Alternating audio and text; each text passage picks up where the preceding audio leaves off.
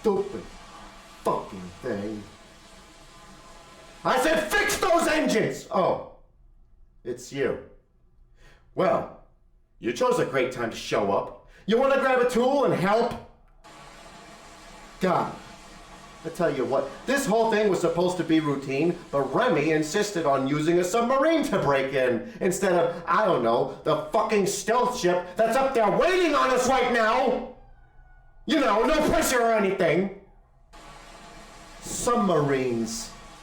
Man, they're nothing like spaceships. Now, I know some of you out there might think they're very similar, but unlike a spaceship, a submarine can fall to hull crush depth. Unless, of course, you're lucky and land on a reef. Fortunately, we hit one. That's the only reason we're not fucking dead!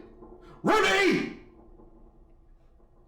Well, at least being stuck on a reef is the worst thing that's happened to us today. So far. But I can recall another submarine voyage, one of a fantastic nature. Too on the nose for you, too bad. I'm several leagues under and stressed out from the loss of pressure, causing me to go nauseous. This is the take I'm using. This voyage would take its crew where no one has ever gone before. A destination so unlikely that the faint of heart need not enter this domain. A realm so alien, yet so very human. Where are we going for this adventure? What will we see? What will we encounter? When will Remy fix those fucking engines? Find out on today's episode, where we embark on our own fantastic voyage. Boom, intro done. Now to deal with the present, so grab a tool or get out. Fuck! Fantastic Voyage is kind of a crazy one to cover. See, this movie follows a concept that has been done only a few other times. In fact, I can only think of 2 movies that follow a similar premise to this. The first one was Inner Space, a lesser-known Spielberg movie, and the second was Antibodies, which was a 2000s-era action movie about terrorists with a bomb, and it's over the top and silly, and maybe I'll cover it sometime if you guys really want me to, or if I really want to. Whichever comes first, really. I mean, look, these can't all be like Event Horizon. Sometimes you gotta have a star crystal in there to balance it all out. Fantastic Voyage was released in 1966 and was directed by Richard Fleischer, who is known for some other films including Soylent Green in 1973 and Conan the Destroyer in 1984. Is there anything else in his filmography? Oh shit! For real? I guess the guy really liked submarines. Well, anyway, the movie sports some visual effects that are more than likely very dated now. But even so, the visuals in this movie are what I consider to be some of the most interesting and surprisingly beautiful in a sci-fi movie, especially for the time it came out. There's also a huge misconception about this movie and its novelization, written by Isaac Asimov. Now, I don't remember the exact details, but the basic version goes like this. The story, by Isaac Asimov, was written and published before the movie ever made it to theaters. This caused the misconception that Isaac Asimov created the story and that the film itself was an adaptation of the book. However, this is not true. Story writers Otto Clement and Jerome Bixby had created the story of Fantastic Voyage well before Asimov ever touched it. David Duncan was in charge of adapting the work, while Harry Kleiner put it all into a screenplay, and production would begin on the movie shortly after. Now, at this point in film history, it was commonplace for big-budget movies to also get a novelization, and Fantastic Voyage would be no exception. To handle the novelization, the studio reached out to Isaac Asimov, a well-accomplished science fiction author with plenty of work already under his belt, including a collection of anthology stories known as I, Robot. Asimov was hesitant at first, saying that it wasn't very realistic, but came around after accepting the concept as good fodder for storytelling. Asimov accepted the offer and got to work. Keep in mind, the film is still in production at this time. Now, because of how special effects heavy the movie is, it took a very long time to get the whole thing made. All the while, Isaac Asimov has just finished writing the story, and it's already hit store shelves. See, the studio didn't count on one thing. Asimov is insane and writes stories at the speed of sound. So the story of the movie was abridged, or miniaturized, to about half its size and released in the February 26th and March 12th issues of The Post in 1966. The movie didn't release until August 24th, 1966. This is how the misconception happened. However, the fact is that the story began as nothing more than a treatment by Otto and Jerome. But Asimov, he wasn't done. No. Because after securing royalties from Otto, he went on to write Fantastic Voyage 2, Destination Brain. This story would take place in the Soviet Union with a new cast of characters. But this was more in response to wanting to make the story his own, so he opted to just tell a totally new one with a new set of characters, but with the same concept. How good is the book? I don't know. I have ADHD. I can't sit down long enough to stay invested in a book. Adaptation is a pretty interesting topic on its own, though. Might make a video dedicated to the topic if I'm feeling it. Well, at any rate, it's time to get into it. So let's get sterilized and prepare for miniaturization. Let us inject ourselves into the story as we undertake this most incredible of missions, this fantastic voyage. I have a lot of fun when I read these things, because I'm not boring. This film will take you where no one has ever been before. No eyewitness has actually seen what you are about to see.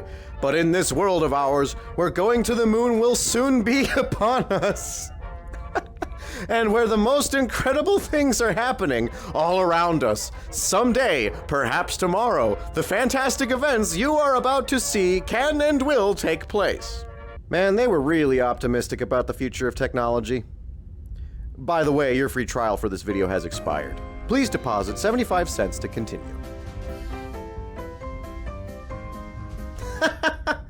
I'm kidding, silly. Or am I? The movie then opens on an airliner touching down in an undisclosed location. We see these two gentlemen for a moment, then we never see them again. Don't think about them, not important. Hamilton? Who's he? Never heard of him. Upon arrival, the two gentlemen signal a group of cars to move in and surround the plane, creating a defensive perimeter. The door opens and out steps this gentleman and an older gentleman who appears somewhat relieved to be on the ground again. Some people don't like flying, and I get that. I wouldn't be caught dead riding in one of those things either. This older gentleman is our setting for today's adventure. Yes, setting, not character. Well, I guess he's still a character, but you know what? It'll make sense soon. The old man is about to board his car, but goes back to shake the other gentleman's hand. He clearly appreciates him for something. He boards the vehicle, leaving the gentleman at the airport. The old man is provided a police escort, signaling that there is something very important about this individual. The journey goes well, until another car T-bones them. The old man is transferred to another vehicle, but he's suffered a critical head injury. A team of gunmen open fire on the convoy as agents pour out of their vehicles to fight off the attackers. The old man is now unconscious, but fortunately in a medical bed. We then get a really well-done title and credits sequence. Lots of cool 60s tech and retro sci-fi sounds to delight the senses. It's also at the beginning of the movie. Why? Well, obviously because they were proud of this one. Meanwhile, The gentleman from the airport is being escorted by more agents. The gentleman is named Grant, and he doesn't know what's going on. Basically me after getting into the space weed. I thought I was on vacation. What's it all about? I can't tell you that. Where are we going? I can't tell you that either. Okay, well, what's your name? I can't tell you that either, Mr. Grant. They never gave me one in the script. I only exist to drive you to this undisclosed location. Now wait here. Me and the boys are leaving to get coffee. Well, why can't I get a coffee? I like coffee. Why? Oh, I'm going down. Guys, the car is being dragged to hell. Save me, boys. Boys? Grant descends the elevator and a massive door raises up, revealing a massive underground facility. A small cart arrives to pick up Grant. No words are exchanged here. It's such a fun scene. It really feels like we're peeking behind the curtain of a massive military research operation. Makes me think of Black Mesa, but it's 1966. We get a small visual tour of the facility before arriving at our destination. This is General Carter. Apparently, he and Grant met a few times before. Carter wastes no time in showing Grant that the old man is in critical condition. We also learn that the old man's name is Benish. Grant asks what happened, and Carter fills him in that the other side got to him. Way to leave it vague, guys. I mean, we don't want to say it was the Soviets, but we all know that's what they mean. Unfortunately, Benish went unconscious before being able to share what information he holds, and they need to operate quickly. Grant points out that he isn't qualified for that. I can't even put a Band-Aid on my finger. Huh. That's actually kind of relatable. That is really a pain in the ass to do. Have you ever tried doing that? Like, you gotta do a thing that usually requires two hands with one hand, and I don't even have hands. Imagine how frustrating it is for me to do that. Carter introduces Grant to Dr. Duvall, but they're not activating their microphones. They just want to look at him.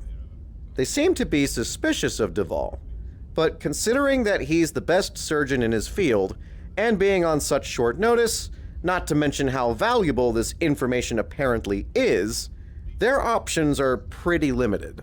The woman is Cora Peterson, Duvall's assistant. They appear to trust her more than Duvall, and there's no doubt as to her loyalty. Grant is told that he'll be working with them on the operation, but Grant reiterates that he's useless here. He's ignored, though, and introduced to Dr. Michaels, chief of the medical section. They do activate their microphone for Michaels, signaling that they seem to trust him more than Duvall. Michaels informs Grant that he is needed for security purposes. It is believed that because they failed to kill Benish, they might try to kill him again through a surgical assassination. Duvall is the primary suspect that Grant is informed of, but Michaels disagrees, appearing to show Duvall some respect. Carter tells Grant that he'll only be taking orders from Dr. Michaels, and they end their chat room with Michaels to move on to the next part of the exposition tour. I'll take that call. Yes, sir. I don't mean to be inquisitive, but this CMDF, for all I know, it could stand for the Consolidated Mobilization of Delinquent Females. Combined Miniature Deterrent Forces. Say that again. Oh, sure, Grant.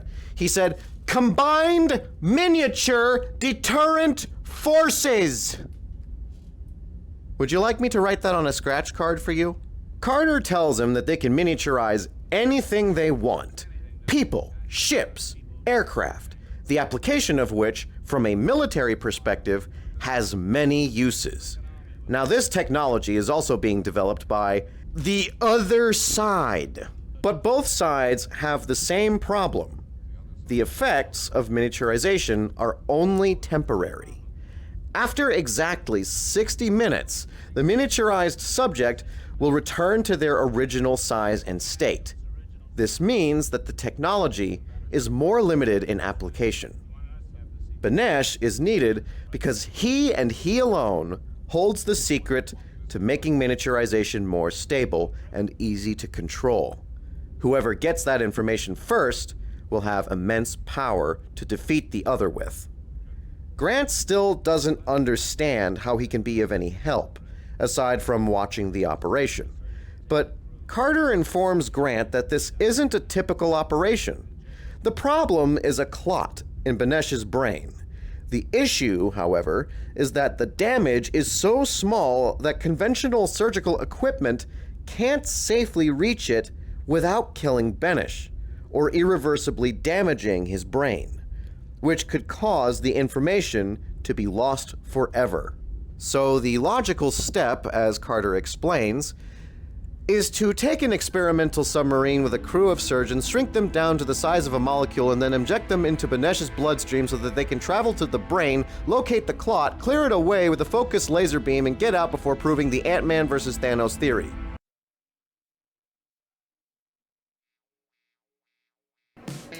You mean I'm going along? As part of the crew, yes. Wait a minute. They can't shrink me. Our miniaturizer can shrink anything. But I don't want to be miniaturized. It's just for an hour. Not even for a minute. General Carter, sir, I really think you should reconsider your choice. I just don't think I'm the right kind of man for this kind of job. Brand, you're going to a briefing. This is why I never wanted a government job. We're then introduced to another senior officer, lambasting Duvall for, get this, having the audacity to bring a woman with him on the submarine voyage.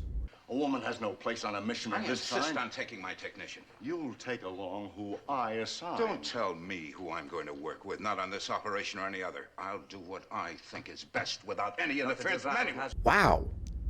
Wait, when was this movie made? Oh shit. Well, how about that? This is actually a welcome surprise. We got a real attempt at inclusion here. Back this time, though, nobody would have let her near a submarine, but the movie is insisting that she go as a member of the crew. Shockingly progressive of this movie. Way to go, Fantastic Voyage. Way to go. So despite the officer's pleas, Cora gets to go on the submarine mission. After all, she volunteered, so she should get to go. The officer is introduced to Grant as Colonel Reed. Bill Owens is also introduced as their pilot and designer of the experimental submarine from the Navy R&D program.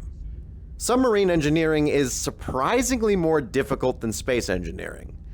I won't get into any specifics, but just know that I respect nautical engineers. That's ballsy work. The others are told that Grant is here as the communications officer, keeping his true purpose concealed. Grant also helped bring Benesh into the country safely, and has experience as a frogman during the war. A frogman is a member of the military who is trained to perform underwater tactical operations, such as reconnaissance or demolition. They're also known as combat divers or combat swimmers. So I guess it only makes the most sense that he would be chosen for this mission now. But I don't want to be miniaturized. Yeah, well, shut up, Grant. Reed then gives the team their briefing. As mentioned before, the clot is in the brain, and they need to get to it. To do this, they'll pilot the submarine through Benesh's arteries, using the circulatory system as an underwater river of sorts. The team will be miniaturized and injected into the carotid artery, a pair of large blood vessels in the neck that would supply blood to the brain and head. This logically would be the safest way to do it without endangering the crew or Benesh. Doing this at the miniaturized scale, however, could kill the crew if Benesh so much as sneezes wrong. And so Benesh, in simple terms, is in a sort of medical stasis, slowing his heartbeat and decreasing the blood flow in his body as much as possible without killing him. This will allow the crew to safely travel to the brain without being tossed about by turbulence. Michael says that the only real dangerous place for turbulence is the heart, but since they're being injected into the neck, they won't be anywhere near that area. They'll go in, travel to the brain, clear the clot, and then they'll return through the venous system, where they'll find extraction at the base of the neck via hypodermic needle. The submarine will be tracked with small radio stations in the operating theater and a radioactive particle that will act as a tracer to their instruments, which is actually a practice used in healthcare today. When I was having my gallbladder removed, They made me drink this disgusting-ass milkshake thing, and then they put me in a scanner. See, a radioactive particle was sent through my body and tracked to find out exactly what was wrong with me. And effectively, they said my gallbladder was shutting down. And it wasn't recoverable, so they took it out. But little did they know my gallbladder was cursed by space witches, and by removing it, they inherited the curse, and effectively freed me of it. Michaels will act as navigator, since he is a circulatory specialist, and surgeons will be standing by in the theater to remove the submarine in the event of an emergency or if the 60 minutes runs out, forcing them to be removed. The big concern, however, is less that they'll cause Banesh to explode, and more that they'll trigger his immune system. Once they start to grow, the immune system will trigger a natural response to send white corpuscles to destroy them. Grant asks where he can get a cab back to town, and they ignore him as they proceed to their stations. Time is wasting, and the patient is waiting. After all, that's why they're called patients. Oh, come on, laugh for once, you uptight git! They arrive at sterilization, and Reed makes it to the command center. This place is neat. It's an elevated room with windows peering into different stations, the operation theater, tracking center, and miniaturization room. All stations are ready, and the crew pass through the sterilization corridor. They enter the miniaturization room, and we get the reveal of our chariot for today's adventure. The Proteus! A submarine designed for deep-sea research, specifically for spawning habits of deep-sea fish. Wow, they really hobbled this whole operation together just now, didn't they? The crew marvel at it for a moment before boarding. Once aboard, they take a brief moment to go over their stations. Captain Owens shows Michaels his charts for navigation. He then shows Grant the communications area. Grant then offers to help prepare the sub and is asked to unload the power supply. It's revealed to be radioactive material. It's completely safe, however, because it only contains a single radioactive particle. This seems a bit odd, considering that a single atomic particle is hardly enough to power a toothbrush. The science of it, though, makes sense in theory. The idea is that the miniaturizer can't shrink any atomic material. The thought process being that by shrinking the submarine down to size, a single particle will be enough to supply them with power. However, since this is only a theory, they could be wrong, and if they're wrong, the mission is off. Grant radios via Morse code to confirm that communications are established. Test message from the Proteus, sir. Miss Peterson has smiled. Well, that's an auspicious sign. They radio back via Morse and confirm comms are operational. Captain Owens then shows Michaels how the repeater works. His charts can be placed on this light table, and the chart will be projected through a monitor in the cupola, where Owens will be piloting the Proteus. Bet you're pretty handy around the house. Can you cook?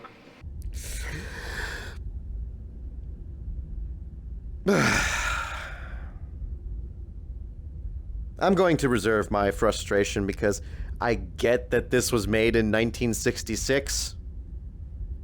But wow, Grant. You know, Grant, I bet you're pretty handy too. You'd have to be, since you're not ever mentioned to be married, nor do I see a ring on that finger. I guess you're gonna be doomed to be handy forever. Is it your left hand, or maybe your right? Or maybe it's a love triangle between the three of you. All right, I'll stop. The captain grants you mercy. For now. Cora takes it on the nose, however, and jokes back with Grant, keeping the atmosphere relaxed. Excuse me.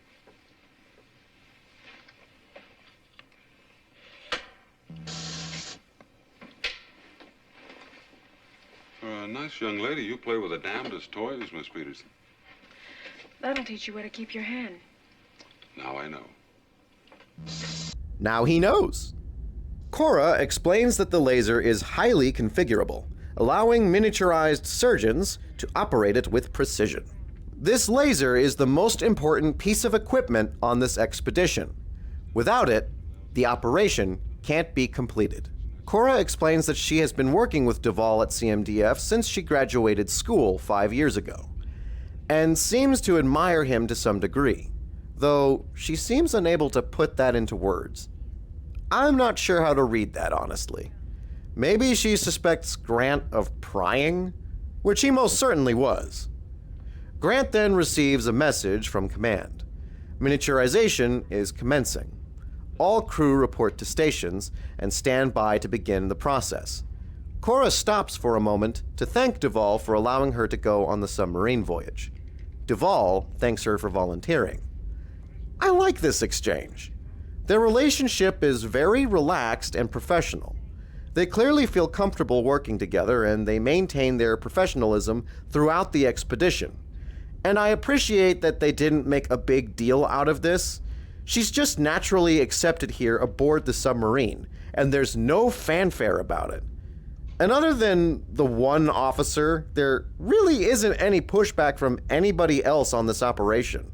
Grant seals the hatch, and everyone takes their positions. The Proteus reports ready, and they clear the miniaturization room. The miniaturizer is brought in and placed over the Proteus. The sequence is lengthy, but every second you can feel the anticipation. Look at their reactions. The room is sealed, and all stations go to standby positions. Phase 1 commences. The miniaturizer activates, and the crew, along with the submarine, shrink down to the size of a pill. Phase 2 commences. A specialized team roll in a precision handling device. The crew watches as the now massive device rolls into position. The Zero module elevates, and the handling team rolls in, carefully scooping up the submarine. They check inside to see if the crew is alive. They then lift the Proteus and lower the Zero module. The Zero module elevates, and a comically large hypodermic needle is lifted into the room. The Proteus is placed gently into the capsule.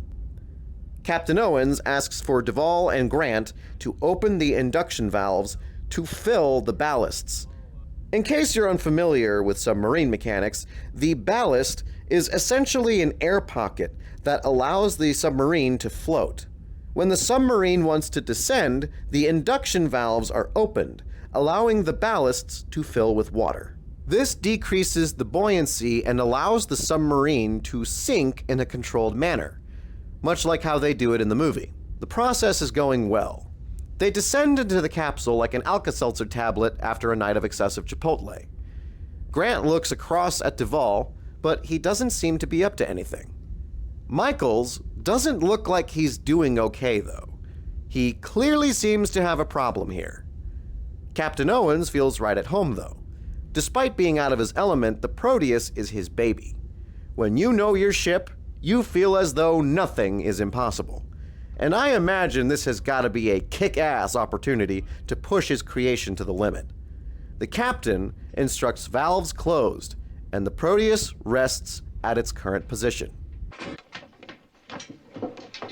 I can't breathe. Dr. Michaels. I can't breathe. Dr. Michaels! I've got to get out. It's too late for that. Now we must go on. I'm sorry. I got claustrophobia. I was buried alive. An air raid in England. For 2 days. I thought I got over it. He's going to be the one causing problems. I can feel it. He apologizes and comes to his senses, returning to his station. The capsule is raised up and Phase 3 commences.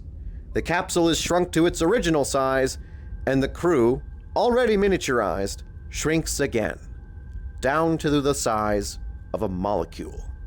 The timer starts, and command radios that they are at full reduction.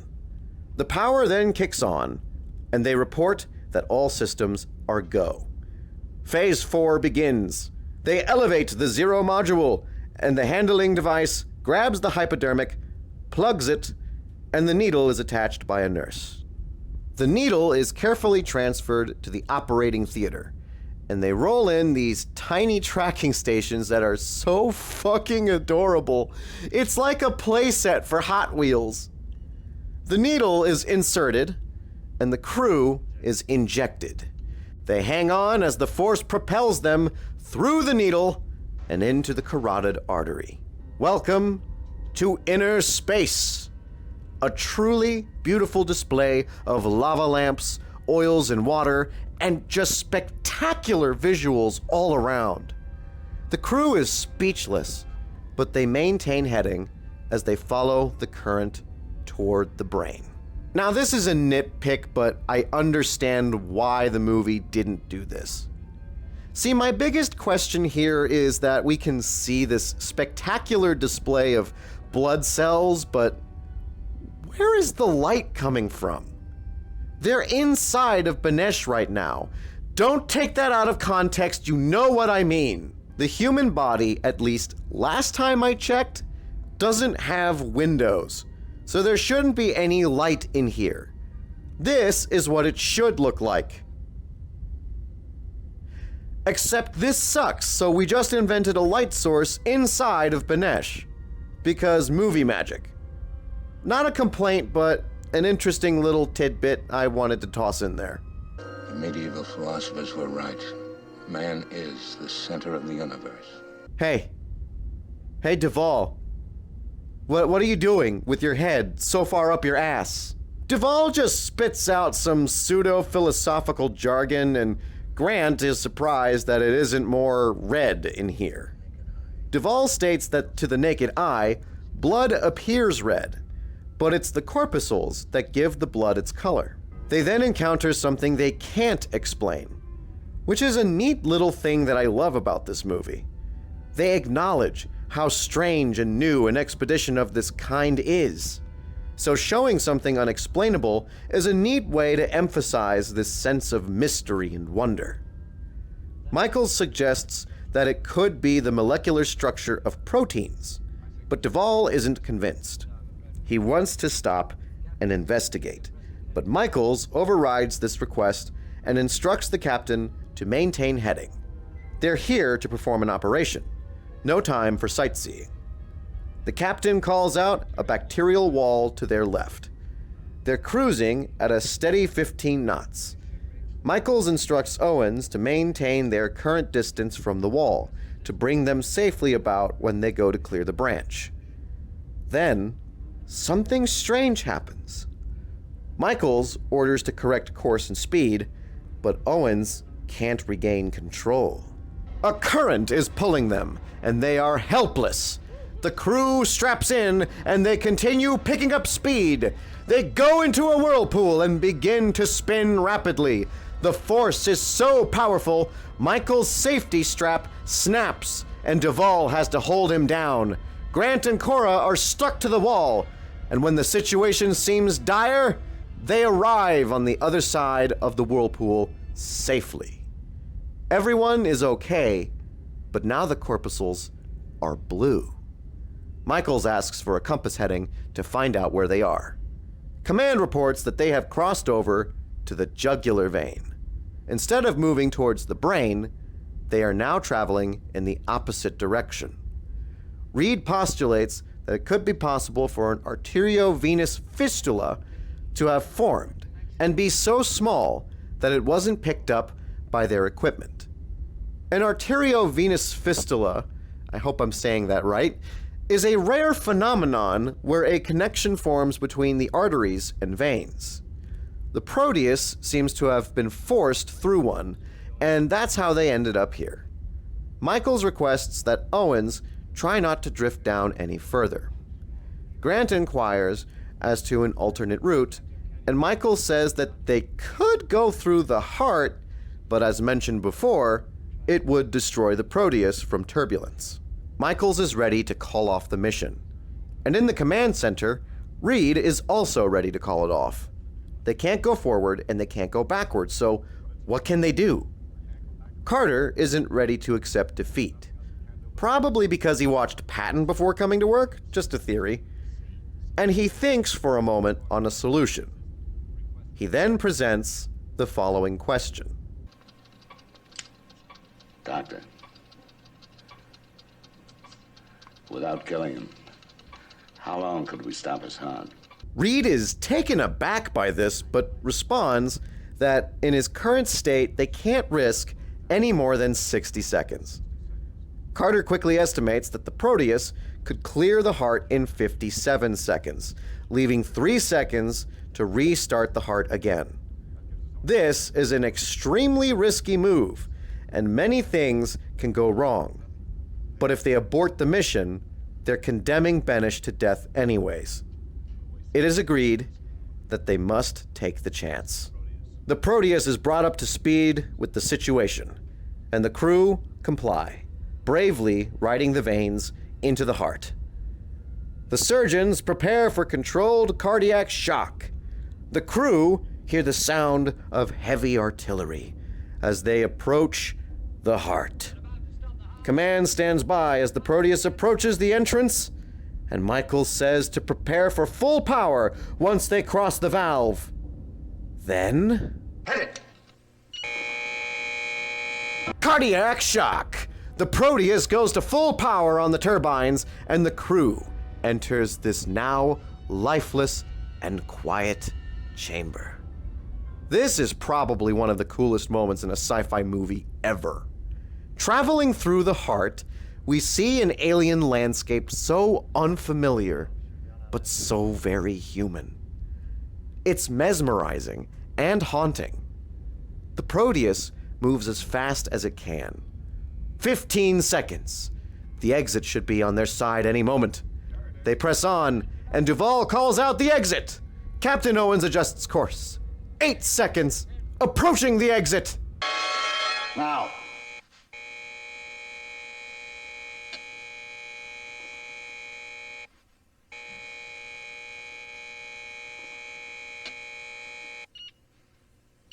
Successful procedure. They have made it to the pulmonary artery and are now on their way to the lungs. Damn it. I just had them cleaned. Back to work. The Proteus arrives near the lungs and enters a capillary. It gets narrow in there, but Owens is able to manage. The crew then witness the process of oxygenation. Simply put, the corpuscles will swap carbon dioxide for oxygen, allowing them to pass through. It also causes them to change color. Duvall begins getting religious, but Michaels puts him down, saying that it's just evolution. The two are about to get into an argument, but then an alarm triggers. There's a loss of pressure in one of the pressure tanks. Grant checks the instruments. It's the left tank. Owens is able to repair it and postulates that it was the electric shock that caused the malfunction. However, despite the repairs, they simply don't have enough oxygen now to make it to the brain. The mission is about to be called off yet again. However, Grant comes up with an idea. Grant asks Owens if there's a snorkel aboard the sub. Owens says that they do, in fact, have a snorkel. Grant then asks if he can get through the bacterial wall without hurting Benish. Duvall says that at their miniaturized state, they can indeed break through the wall. Grant then goes over his plan. Take the snorkel, pass through the bacterial wall, collect some air from inside the lungs, and refuel the tanks. If corpuscles can do it, so can they. Owens expresses concern that if he misses the timing, it could explode the tanks. But he's willing to do it if it means recovering this operation. Grant then notices something bad. The laser came loose. Cora knows that she secured it, but Duvall thinks it might have come loose from the whirlpool. It'll have to be dealt with later, though. They have to refuel first. Command sees that they've stopped and are confused. Carter asks to contact the Proteus to find out what's going on. Reed theorizes it's a mechanical difficulty. I thought I told you to cut down on the sugar. Huh? Oh, I can't help it. I'm just weak, I guess. Guy just likes his coffee a certain way. Ease up, Dad. The crew ignore the radio, prioritizing the air situation. They suit up and exit through the airlock chamber. Michaels and Grant are the first ones out, followed by Duvall and Cora. Grant moves topside and retrieves the snorkel. He then makes his way to the bacterial wall. The lungs are on the other side. Grant notices what appear to be rocks, and Michaels points out that those are impurities in the lungs from smoke inhalation. Smoking, basically. He's talking about smoking.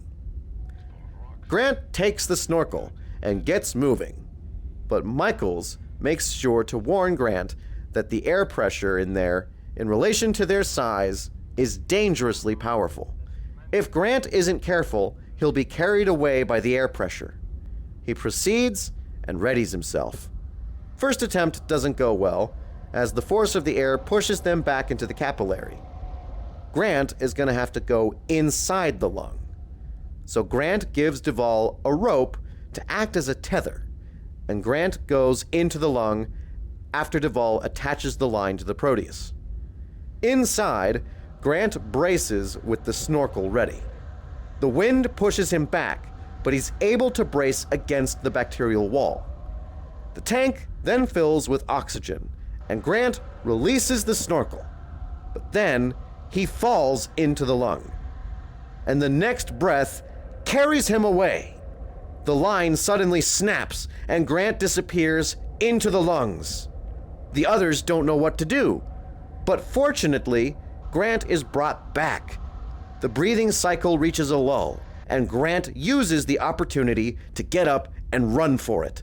With help from the others, he's able to get back into the capillary, and the refueling procedure is successful. The Proteus then reports to command that they are ready to move again, and that they had to stop for a resupply of air. Inside the Proteus, Duvall and Peters are assessing the damage to the laser. The trigger wiring is damaged, and the transistor is smashed, and they don't have any spare parts to replace it with. Why the fuck not? Michaels doesn't see much point now in continuing the mission. Without the laser, the mission is over. But Grant offers a solution. The parts they need could be replaced by parts from the radio, albeit with some precise modifications. Precision that a surgeon could provide. Michaels isn't sure about this idea and argues that doing this will cut off their communications with command. True. However, Grant assures that they will still be able to track the sub's location, and they will be able to act accordingly to provide them a safe voyage. Still, you're cutting off communications and just trusting that everyone upstairs will know how to react. However, this is the CMDF. They specialize in this technology. I think it's a safe bet to trust they know what to do. The decision becomes clear. Kill the radio or condemn Benish. Michaels isn't for this, but the only correct decision now is to kill the radio. He requests a final transmission be sent, and they do so. Command is really not happy about this final transmission, but they can't exactly stop them. The crew now has the parts they need, but are also on their own inside Benish. Cora points out that the radio wire is too thick, but Duvall is certain that he can scrape it thin enough to make it work. Grant and Michaels move to the forward section. They are inside the pleural sac. The pleural sac is a two-layered membranous sac that surrounds each lung and separates them from the chest wall. The outer layer is called the parietal pleura and attaches to the chest wall. The inner layer is called the visceral pleura and covers the lungs, blood vessels, nerves, and bronchi. Forgive me if I mispronounce these things. I'm a space pirate, not a doctor. Grant then suggests that someone has already tried to sabotage this mission twice. Michaels is confused, but Grant points out that the laser was in fact fastened securely, so it should have been impossible for it to come loose. He also believes that his line was tampered with. But honestly, I think the rope was just weak. Also, the entire crew was in the forward deck the entire time up until the point that it came loose. So if it was tampered with, who could have done it? And how? Can't be Cora, because Grant saw it with his own eyes. It was, in fact, fastened securely. So who did it? Michaels believes that they were both simply accidents, which is also likely given the available evidence. Owens then calls out the walls ahead of them. Michaels finds that they are about to enter the lymphatic system, the network of vessels through which excess fluid known as lymph drains from the tissues into the blood. Owens is unsure of the course, but Michaels assures him that it will be easy once they get there. They then arrive in this strange realm of what looks like seaweed, unaware of the fast-moving objects behind them. They watch the seaweed to make sure it doesn't get gummed up in their systems. Michaels then explains that the seaweed is reticular fibers, thin, delicate fibers that form a supporting meshwork in soft tissue like the liver, spleen, lymph nodes, and bone marrow. Navigation turns out to be difficult, but Michaels assures that they will be through it soon. Then, those fast-moving objects start hitting the sub, but they aren't interested in it. It's just in their way. These fast movers are antibodies, and they are about to kill some unwanted bacteria. It's like hand and glove. Much closer. Like two atoms. Duvall points out that at this speed, they'll never make it to the brain in time. Grant asks about another route, but Michael says that this is the only way. Duvall calls out his error, though, and says that there is another way. Duvall points out that the inner ear can bypass all this gunk, but Michaels protests that it's too dangerous. Any sounds made in the operating theater can cause massive reverberations, meaning that this submarine can be damaged or destroyed over so much as a bottle cap hitting the floor. Grant votes that they should take that gamble. Command still has tracking on the sub, so he believes that once they see where they're heading, they'll take the necessary precautions to keep them safe. This is a risky idea, but Michaels concedes. They can only do what's best for Banesh. Command sees that the Proteus is turning to the inner ear, a move that they were actually anticipating. Grant gambled with the right odds. Reed gets up and quickly orders for complete silence to be maintained until they are clear of the danger area. The Proteus is moving quickly through the ear, but in their haste, a problem arises. The engine temperature is skyrocketing. Owens quickly parks the sub and tells the crew that the fibers they encountered must have clogged the intake, causing the engines to overheat. Grant then puts on a suit and says that he's going to clear the vents. Grant moves as quickly as possible to clear the fibers from the intake. He says it might take a while, though, and Cora suggests going out to help. Duvall says that he's going to stay behind to work on the laser. Precious seconds is what they're working with now. Grant asks Cora to head for the engines to get started over there. The surgeons are all trying to maintain composure and silence as the crew work as fast as possible to clear the fibers from the submarine. Command doesn't know what's going on, but are holding out.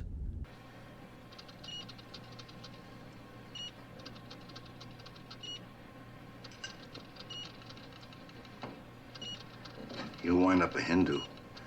I respect all forms of life, however small. The crew keeps at clearing the fibers while the surgeons are trying to keep quiet. One of them is getting sweat in his eyes, so an assistant reaches for a towel.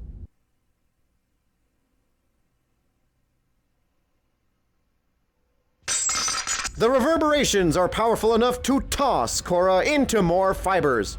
This isn't good, because this will register her as a threat to the system. Antibodies are on their way. Michaels is unable to stand the pressure, so Grant orders him back to the sub. Michaels makes it back to the Proteus, and Grant rescues Cora. But the antibodies are close behind. They swim quickly back to the Proteus, and the crew prepares to help. The hatch floods, but the antibodies are here and attach themselves to Cora. The antibodies grip and begin tightening around her. Cora is about to pass out, but the crew gets her in and begin fighting to remove the antibodies. They're really stuck on their good, though, but they begin to crystallize from exposure to the atmosphere inside the submarine. This makes it easier to rip them off. Cora survives the encounter, and the crew are underway. As they move through the ear, a light engulfs them. The light is from the outside world, shining through Banesh's eardrum. This gives the navigators a landmark, as they then begin to exit the ear.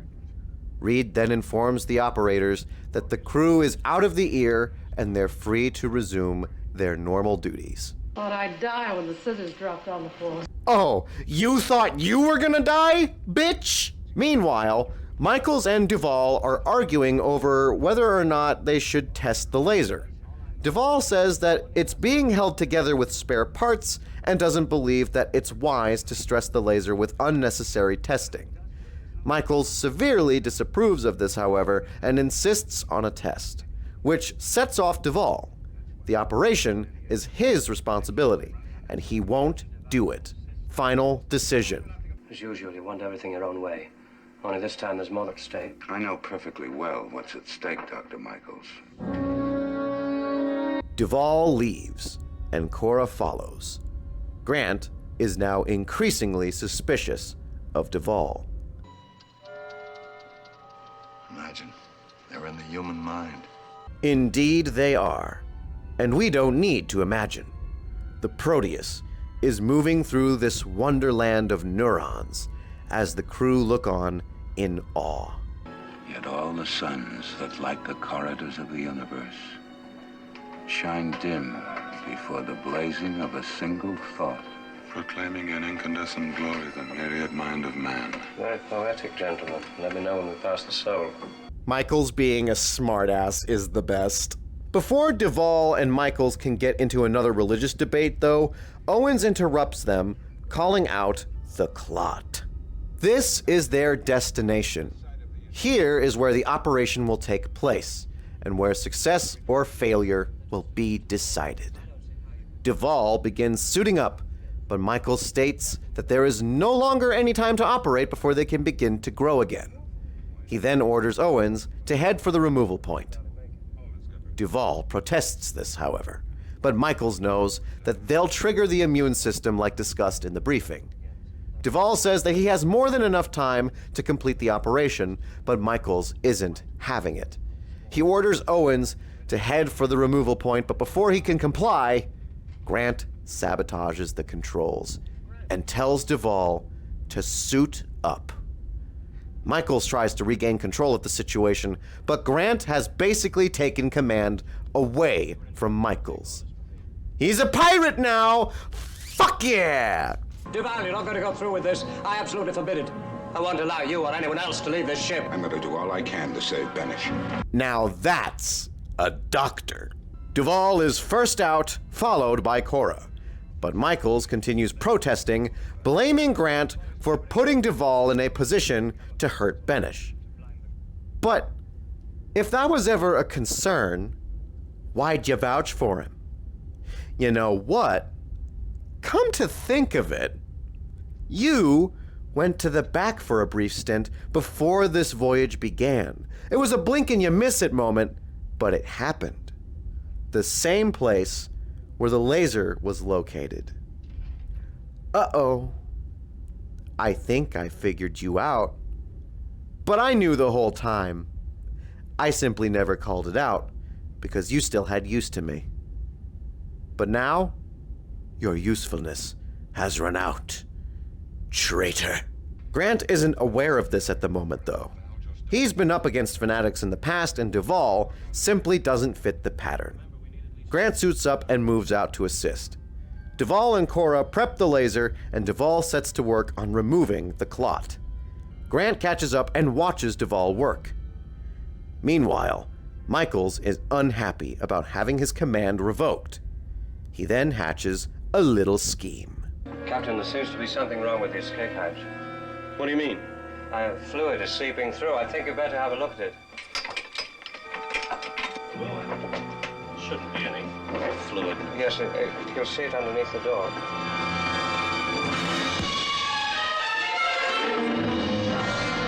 Michaels reveals himself as the traitor all along. I told you so. The captain can sniff this stuff out real good. You've been warned, crewmates. Owens is incapacitated, and Michaels powers the sub back on and steals the helm. He goes to full speed on the turbines and aims the sub at the 3 divers. They complete the operation and notice the incoming submarine. Grant takes the laser quickly and fires at the Proteus, ripping a hole in the hull and causing Michaels to crash. The Proteus is finished, meaning that they are gonna have to escape on their own. Grant bravely moves toward the Proteus, however, to rescue Owens and Michaels. Duvall and Cora stay behind to use the laser as cover, because corpuscles are now descending on the submarine. Grant gives Owens a breather and mask and tells him to get out now. Grant moves up to the cupola and attempts to rescue Michaels, but he's trapped. Grant tries to free him, and Michaels begins to panic as the corpuscle descends on them and covers the cupola. It then breaks through the glass and consumes Michaels head first. A horrifying, yet poetic end to our villain. Owens tells Grant that he's gone, and they both make their way out. Duvall blasts the corpuscle, but the laser is now dead. Duvall says they can escape out the optic nerve in the eye. The crew swim that way quickly as the Proteus is consumed by the corpuscles. Command then sees that time is up, and that means they need to extract the team, who were last seen in the brain. This means killing Benish, and they were so close. The operators prepare for the procedure that will end Benish's life. The crew keeps moving for the eye, but the operators are still carrying out the procedure. Even if the crew escapes, Benish's fate has been sealed by this decision.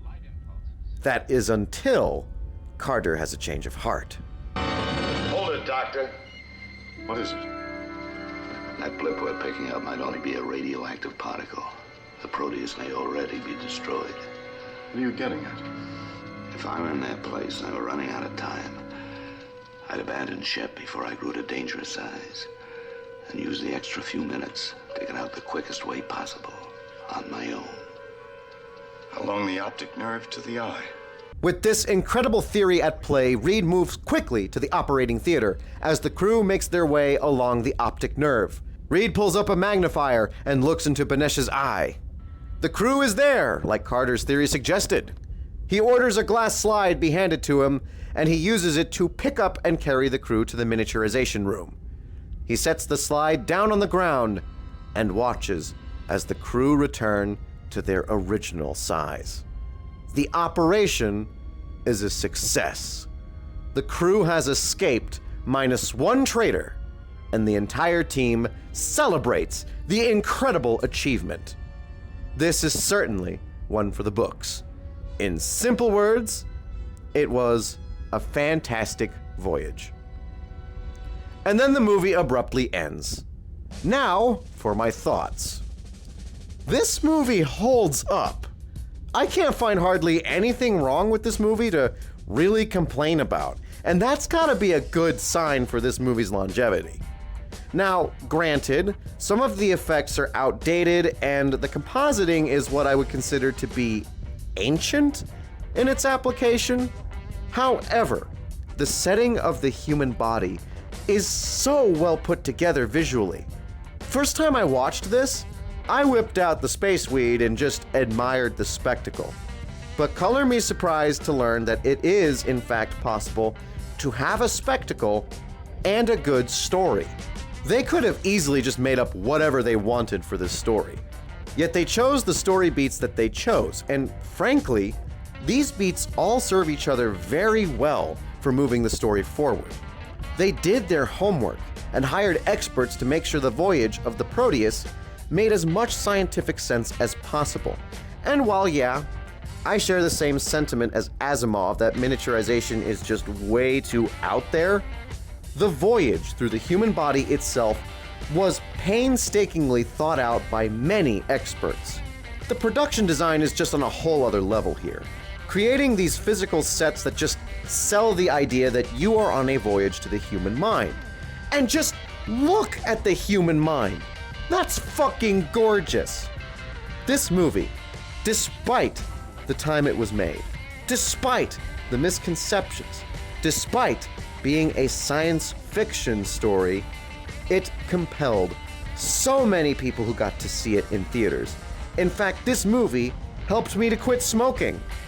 Well, stop smoking cigarettes, at any rate. Now, between the success of the movie and its 2 books written by Isaac Asimov, a 3rd book would be written in the series, written by author Bernie Unrau. I think I said that wrong. I more than likely said that wrong. In fact, I know I probably said that wrong. I apologize in advance. Now, this book would be about the Proteus performing an operation on the president after he suffers a near-fatal heart attack. Another book would be written in this series called Microscopic, written by another author, Kevin J. Anderson, in which they are injected into the body of a dead alien being, which sounds fucking awesome. On top of all of this, it even got a TV series back in 1968 that was very short-lived. But it was animated like a Hanna-Barbera cartoon and featured music composed by Gordon Zoller, who's most known for his musical work on Plan 9 from Outer Space. Ouch! That's gotta hurt. Overall, this movie stands as a science fiction classic and sits pretty high up on my all-time favorites list. If you're tired of the same old adventure and mystery stories and want something truly unique, give Fantastic Voyage a watch. Next time we see each other, we'll be taking a look at a guy in a turtleneck running away from his problems. Does he get away? Find out next time. This is the Captain, signing off.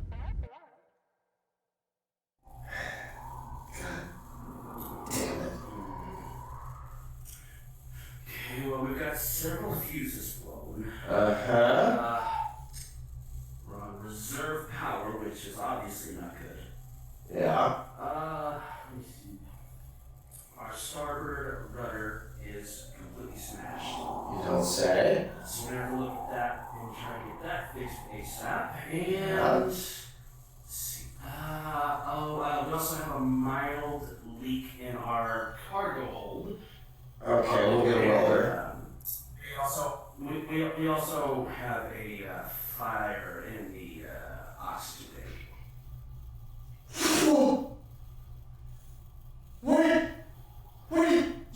You lead with that next. What are we doing here? You lead with that next time, honey. What the shit? Sorry, okay, you know you can't get mad at me, alright? I am mad